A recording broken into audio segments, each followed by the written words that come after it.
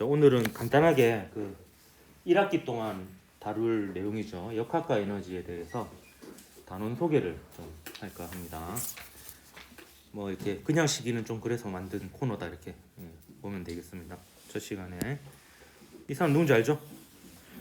예, 뉴턴이에요. 제 게임 아이디이기도 한데요. 아 왜?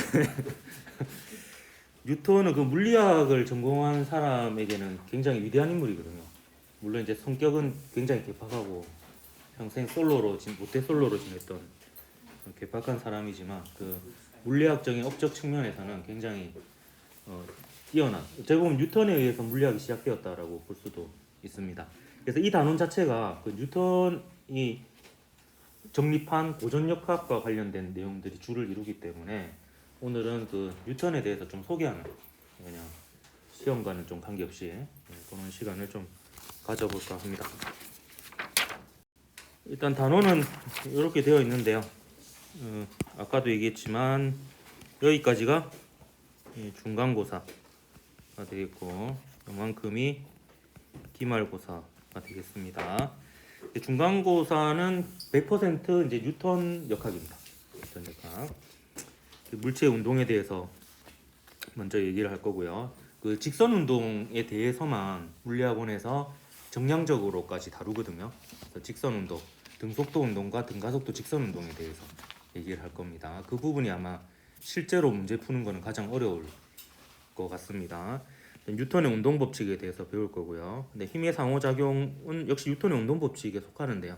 여기가 1, 2법칙에 대해서 배울 거고 이게 3법칙에 대해서 배울 겁니다. 그다음 뉴턴의 운동 법칙으로 또 파생되어 나오는 법칙이 이제 운동량 보존 법칙과 에너지 보존 법칙이 있습니다. 그중에서 이제 운동량 보존과 그다음에 충격량과 운동량에 관한 얘기까지만 여기서 이루어지고요. 에너지하고 관련된 거는 요 2단원으로 넘어가 있습니다. 그 부분도 또 어려운 내용이에요. 그래서 중간고사에서 가장 어려운 게 이제 요 직선 운동이라고 하면 기말고사에서 가장 어려운 것은 요 역학적 에너지 보존이고요. 또 치사하게 이 역학적 에너지 보존은 앞의 내용을 다 알아야지 알 수 있는 거기 때문에 기말고사는 거의 중간고사까지도 포함한다 이렇게 볼 수도 있습니다. 이 교과서에 따라서 요게 요 단원에 들어가 있는 경우도 있고 요 단원에 들어가 있는 경우도 있는데 그 우리 교과서는 여기에 들어가 있어요. 그래서 그냥 뭐 교과서 기준대로 이렇게 가도록 하겠습니다. 또 기말고사에 또 약간 역전의 기회가 있어야 되기 때문에 이거를 이제 넘겨 놓을 거고요. 연력학 제1법칙과 2법칙에 대해서 주로 이제 1법칙에 대해서 주로 배우게 될 겁니다. 이게 또 에너지 보존하고 관련이 있거든요. 그래서 이 단어는 에너지하고 관련된 단어이다. 이렇게 보면 되겠고, 이 3단어는 사실 뉴턴 역학이 아닙니다. 아인슈타인의 특수상대성이로 이제 시간과 공간에 대한 새로운 개념에 대해서 배우게 될 겁니다.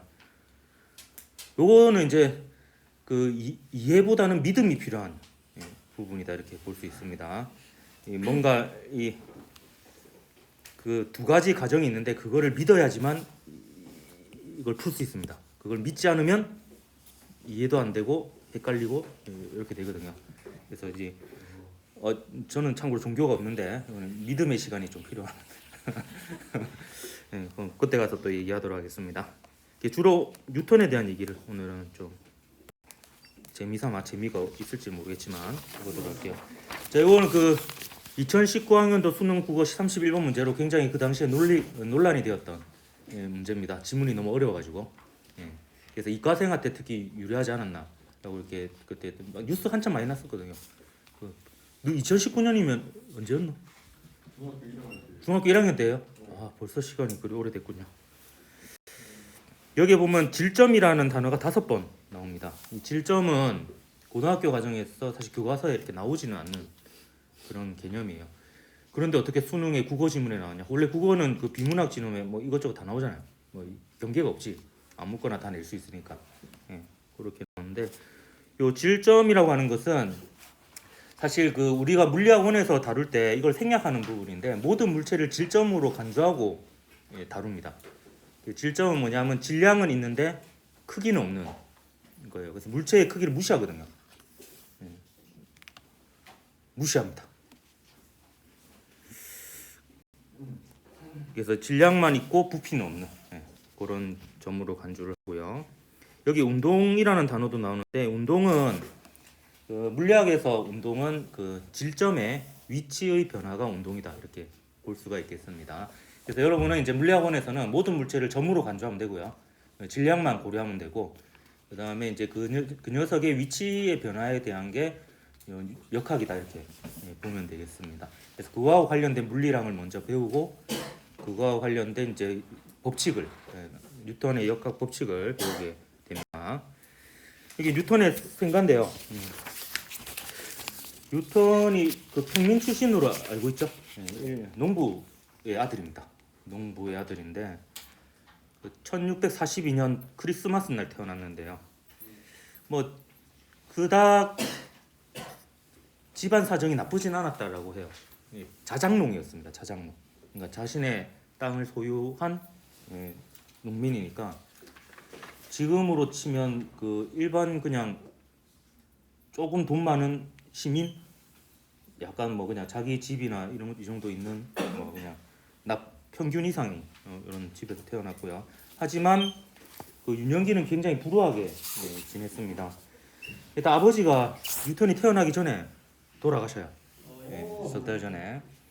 그래서 뉴턴이 3살 때 이제 어머니가 재혼을 하게 되고 그 재혼한 그 새아버지가 좀 개파견인 것 같아요. 그래서 이제 뉴턴은 그 외할아버지 집에 엄마의 아버지죠. 외할아버지 집에 맡겨지게 됩니다. 그래서 얼마나 이제 뉴턴이 그 계부하고 어머니에 대한 반감이 있었냐면 그 계부하고 어머니에게 당신들과 집을 불태워버리겠다라고 이제 협박을 막 하고 막 이럴 정도로 굉장히 삐뚤어진 유년기를 보내게 됩니다. 그때 외할아버지와 외할머니는 이제 연로해가지고 이제 뉴턴을 계속 돌볼 수는 없으니까 학교를 보냅니다. 학교를 보내서 학교에서 이제 지내게 되는데 뭐 공부는 뭐 잘했겠죠. 머리가 좋았으니까.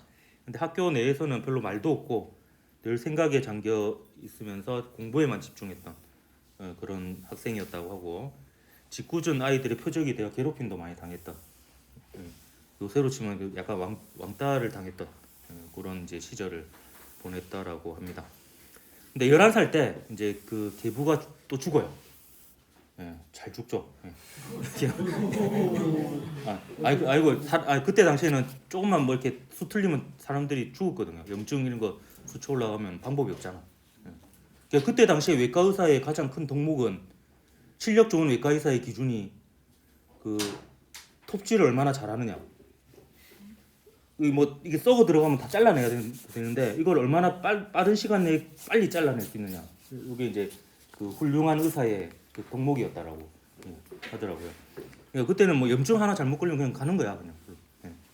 그래서 이제 그 11살 때 이제 계부가 죽자 어머니한테 다시 옵니다. 그래서 어머니들 도와서 농장 일을 하게 되는데 어머니가 가만히 보니까 이제 야는 농부하고는 체질이 안 맞는 거지.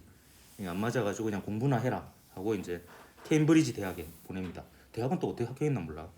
하여튼 갔는데 뭐 과학계로서는 행운이었다 이렇게 볼 수 있죠. 아버지가 살아 계셨으면 아마 농부가 되었을 거다 이렇게 보고 있습니다. 요게 그 유명한 사과나무예요. 아직도 살아 있다라고 하네요. 뉴턴의 그 생가 안에서 바라본 그 사과의 모습이고요. 요게 케임브리지 대학이에요. 케임브리지 대학.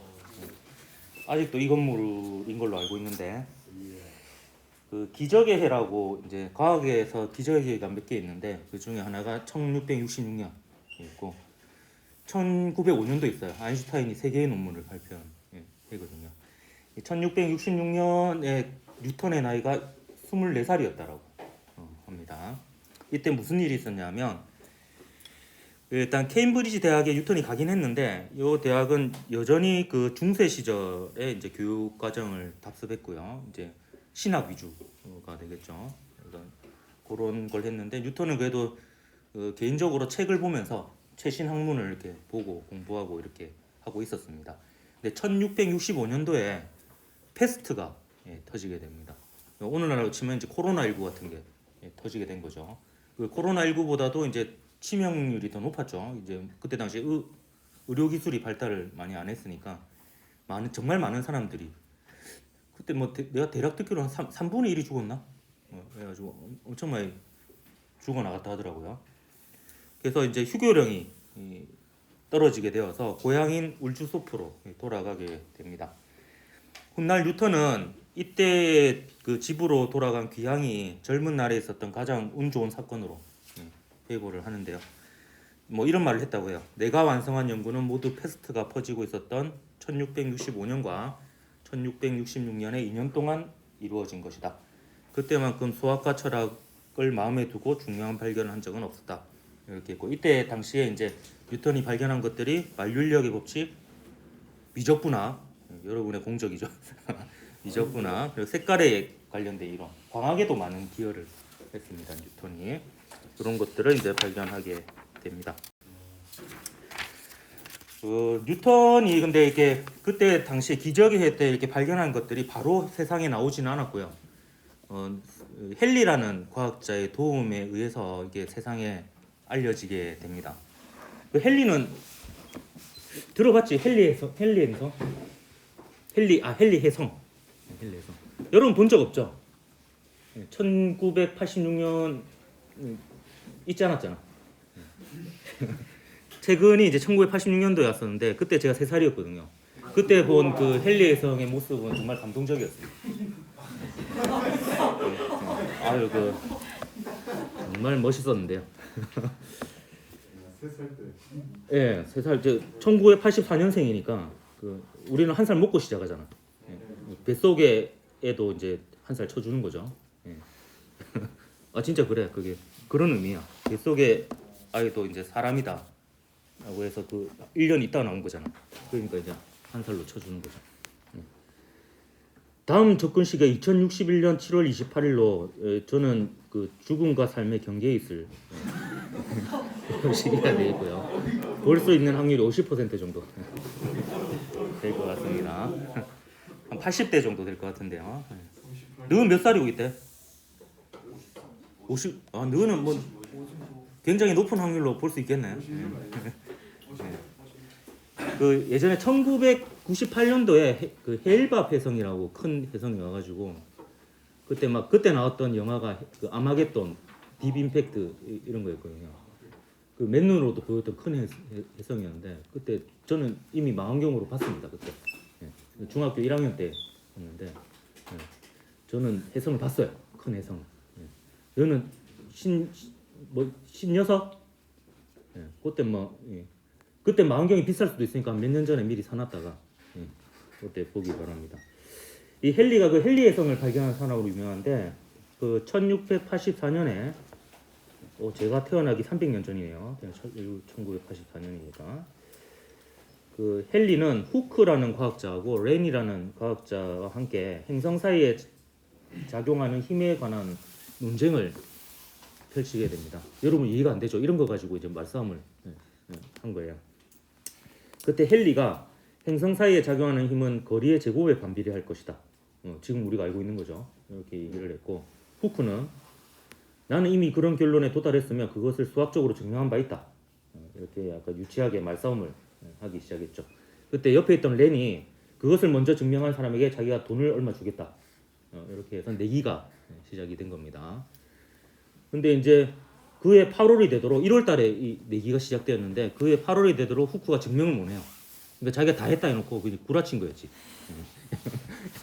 그래서 그러고 있는 중에 이제 헨리가 자문을 얻으러 뉴턴의 집을 방문하게 됩니다. 뉴턴한테 물어봤죠.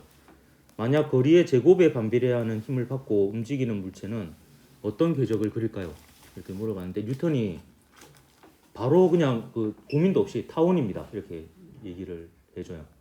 그래서 왜 그래요? 이렇게 물어봤더니 계산한 적이 있다라고 이제 그 자리에서 막 계산해서 바로 알려준 거죠. 후크랑은 다르죠. 그래가지고 이제 헨리가 이 사람은 진짜 대단한 사람이다 이렇게 생각을 해서 그 뉴턴을 이제 독려해가지고 이걸 좀 책으로 내라 해가지고 자기가 좀 지원도 해주고 이렇게 해서 나온 게 그 1687년 프린키피아라고 이름 알고 있죠. 자연철학의 수학적 원리라는 책이 나오게 됩니다.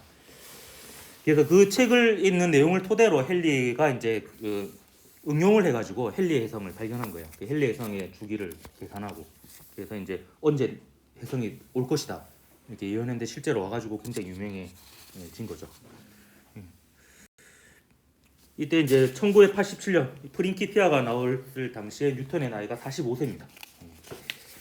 저보다 5살 많은 상태가 되겠네요. 제가 올해 40이니까 몇 개월 뒤면 다시 30대가 됩니다. 뱃속에 있었던 기간이 삭제되죠. 만 나이로 바뀌어가지고 여기 1권이 진공중의 입자의 운동 3가지 운동 법칙에서 여러분이 배우는 내용이 되겠습니다. 2권이 유체역학 저항이 있는 매질 내의 운동 여러분이 안 배우는 내용이 되겠고요. 3권이 천체역학 케플러 법칙 증명 세차 운동 뭐 이러는데 이건 물리학 2에서 조금 이렇게 배우는 그런 부분이 되겠습니다. 그래서 이 책이 왜 중요하냐면 일단 이 책이 나오는 과정에서 그 뉴턴이 왕립학계 출신으로 이제 왕립학계에서 이제 재정적 지원을 받아가지고 연구를 하고 책을 이제 출판을 계획하고 이렇게 했었는데 왕립학계의 재정이 좀 안 좋아지면서 지원이 끊기게 되는데 그때 헨리가 돈이 많았나 봐. 그 재정적 지원을 뉴턴에게 해줍니다. 헨리가 진짜 대단한 사람이죠. 그래서 그 후원을 해가지고 이제 이 책이 이제 나올 수가 있게 되었다라고 하더라고요. 이 책이 왜 위대하냐면 이런 겁니다. 여러분 그 뉴턴이 던진 질문은 워낙 유명해서 다 알고 있죠. 사과가 왜 떨어지냐? 라는 질문을 했다라고 하잖아요. 그래서 이제 지구가 잡아당기기 때문이다. 여기까지 보통 사람들이 알고 있어요. 뉴턴이 했던 질문을. 근데 뉴턴이 했던 질문의 핵심은 사실 여기에 있는 게 아니고 그 다음 질문에 있습니다. 달은 왜 안 떨어지느냐? 이게 이제 핵심적인 질문이 되었습니다. 사과는 떨어지는데 왜 달은 안 떨어져?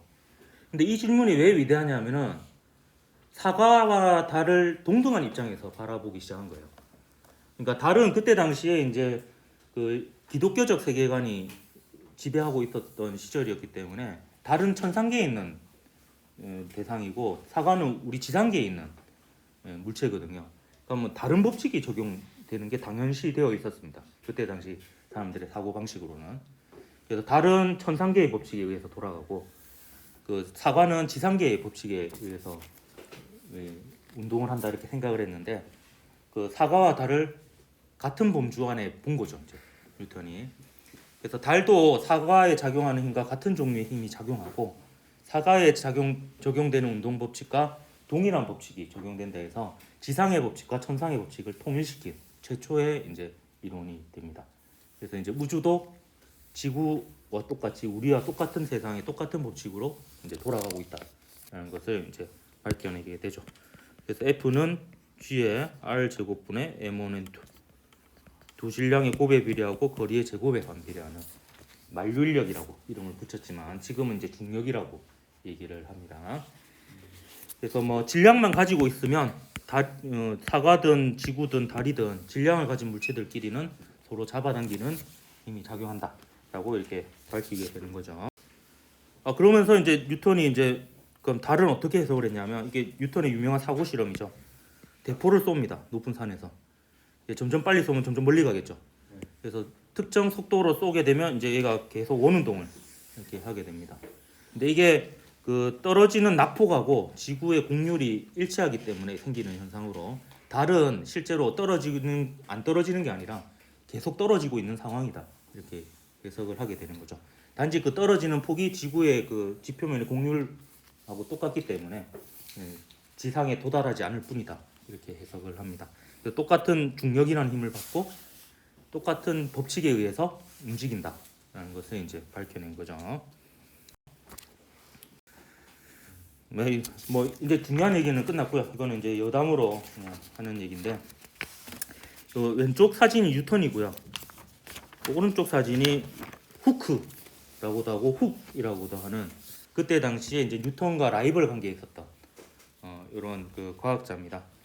이때 이 둘이 굉장히 싸움을 많이 했는데요. 말싸움을. 뉴턴이 말년에 이제 어떻게 만류인력 법칙을 발견했느냐라는 질문에 내가 사실은 케임브리지 대학에 다닐 때 사과가 떨어지는 걸 보고 두 물체가 서로 끌어당기는 게 아닐까 생각하고 만류인력을 발견했다 이렇게 얘기를 했거든요. 이게 뉴턴이 죽기 1년 전에 스투 켈리라는 친구한테 얘기를 한 거래요. 그러니까 이제 사실 말년에 이 얘기가 나온 거예요. 사과 얘기가. 근데 이 얘기는 누가 먼저 만류인력을 발견했느냐. 후크도 만류인력을 발견을 했거든요. 근데 누가 먼저 발견했냐는 문제를 가지고 후크와의 이제 논쟁을 펼치다가 후크보다 먼저 발견했다라는 것을 이제 근거를 얘기하기 위해서 꾸며낸 얘기다라고 이렇게 말을 하는 사람도 있어요. 그래서 이 둘 사이는 정말 앙숙 관계에 있었는데 그 1672년에 뉴턴이 빛과 색깔에 관한 새 이론이라는 어떤 논문을 발표하게 되는데 여기에 이제 하여튼 뭐 내용은 각설하고요. 근데 이 논문에서 그보다 앞서 이제 1665년에 후크가 했던 실험을 인용을 해서 이제 논문을 뉴턴이 썼는데 후크의 그 실험으로부터 인용을 했다라는 사실을 밝히지 않았어요. 그러니까 그 출처를 안 밝힌 거지. 그러니까 후크가 이제 열받아 가지고 이제 따진 거죠. 이건 내 거 아니냐? 내 거 갖다 써놓고 왜 니는 고맙단 말도 안 하고 뭐 이게 출처도 안 밝히느냐? 이때 나온 말이 요 말이에요. 요 말도 아마 여러분 위인전이나 이런 데서 아마 본 적이 한 번쯤 들어본 적이 있을 겁니다. 만약 여기 있는 말고 이건 해석이고요. 뉴턴이 되게 겸손한 말로 이런 말을 했다고 그러잖아요. 내가 이렇게 멀리 바라볼 수 있는 거는 거인들의 어깨 위에 서 있었기 때문이다 해가지고 그 과거에 있는 여러 과학자들의 업적이 토대가 되어가지고 자기가 이런 걸 이룰 수 있었다 이런 걸로 해석을 하는데 요새 이제 과학사에서는 이걸 어떻게 해석하냐면 만약 이게 후크를 약간 뭐라 해야 되지? 비꼬는 이런 말이었다라고 해요. 후크가 굉장히 키가 작았다고 해요. 작아가지고 만약 자신의 후크보다 멀리 본 것이 있다면 이제 거인들의 어깨 위에 서 있었기 때문이지 너는 아니다. 약간 이런 의미로 실제로 그 글자를 쓸 때 그 거인에 해당하는 자이언츠의 G를 대문자로 써서 강조를 했다 하더라고요. 그러니까 후크 너는 아니고 거인의 어깨 위에 서서 봤기 때문에 너의 도움은 받은 적이 없다. 약간 이런 의미로 이렇게 할 정도로 뉴턴이 굉장히 어찌 보면은 그렇지 그래. 약간 조금 성격이 좀 거시기했어요. 거시기해가지고 평생 모태솔로 85세까지 솔로로 지냅니다. 그래가지고 뉴턴이 또 몇 가지 비사를 알려주면 뉴턴은 이제 최후의 마술사라고도 일컬어지는데 물리학자 입장에서 보면 뉴턴은 굉장히 진짜 훌륭한 물리학자거든요. 뛰어난 업적을 남겼고요. 근데 실제로 뉴턴이 이제 연구한 시간 중에서 우리가 알고 있는 그 뉴턴의 운동 법칙이라든지 이런 현대에서 이제 쓰이고 있는 물리학을 연구한 시간보다 연금술에 쓴 시간이 훨씬 많다라고 해요. 연금술은 대략 뭔지 알죠? 금이 아닌 걸 가지고 금을 만드는 거죠. 지금은 가능하죠. 지금은 가능한데 금을 사는 것보다 더 많이 들죠, 돈이. 그런 거 하는데 그걸로 화학이 많이 발전하고 했는데 실제로 뉴턴은 연금술을 다룬 화학생이라는 책을 발간하기도 했고요. 그 다음에 뉴턴은 신을 믿었습니다. 그래서 그 신학을 다룬 또 책을 내기도 했습니다. 그 우주의 신비를 성경 속에서 찾으려는 시도도 했고 삼위일체설을 부정하는 견해도 있고 이랬어요. 그래서 이제 독일의 과학자 라이프니츠는 뉴턴이 한 걸음만 딱 더 갔으면 무신론자가 됐을 건데 그렇지는 못했다. 그래서 아직 그 신의 세계에 이제 갇혀 있었던 그런 인물이었다 이렇게 보고요. 하여튼 좀 최후의 연금술사라는 이런 묘사를 하기도 합니다. 뉴턴에게. 47세가 되던 1687년에는 케임브리지 대학을 대표하여 하원 의원, 그러니까 요새로 치면 국회의원이죠. 국회의원까지 지내게 됩니다. 영국 사람들로부터 엄청난 지지와 존경을 받았거든요. 워낙 뛰어난 업적을 남겨가지고. 근데 뉴턴이 의회에서 한마디도 안 했대요. 그냥 가만히 앉아 있는데 딱 한 번 발언을 한 적이 있대요. 딱 한 번 이제 뉴턴이 탁 일어서가지고 이제 주변 사람들이 놀라서 다 쳐다봤대요. 드디어 저 위대한 뉴턴이 뭔가 의견을 내려나 보다. 이게 하는데 다 쳐다보는데 그때 뉴턴이 한 말이 바람이 들어오니 창문을 닫아주시오. 한마디 하는 게 의회에서 유일하게 뉴턴이 남긴 말이었다고 합니다. 근데 54세가 되던 해에는 조폐국장으로 또 발령을 받게 되는데 이거는 일을 또 제대로 했나 봐요. 그래서 그때 당시에 위조 지폐범들 사이에 공포의 대상이었답니다. 뉴턴이. 보이는 족족 잡아서 다 죽였대요.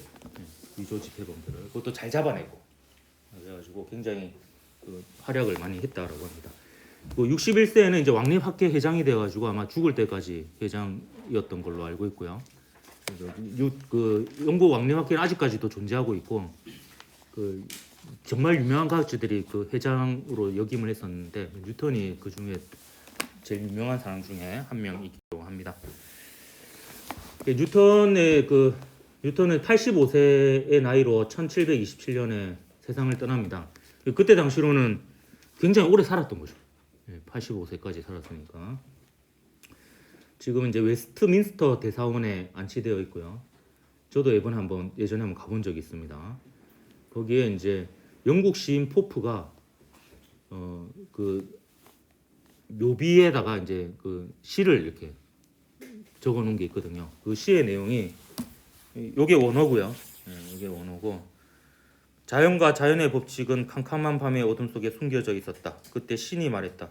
뉴턴이여 나타나라.